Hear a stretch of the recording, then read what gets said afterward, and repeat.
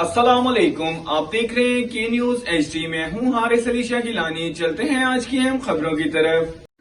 رخ کریں گے ساہیوال کا، جہاں سے رپورٹ کر رہے ہیں ہمارے نمائندے غلام فرید۔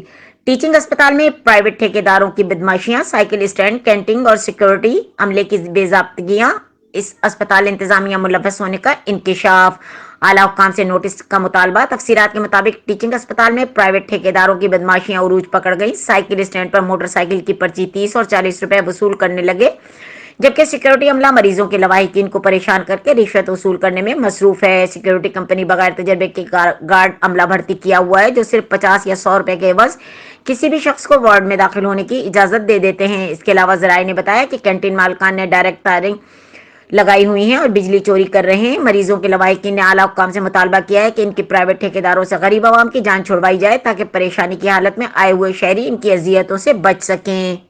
مزید خبروں اور اپڈیٹس کے لیے ہمارے ساتھ رہیے گا، تب تک کے لیے اپنا خیال رکھیے گا۔ اللہ حافظ۔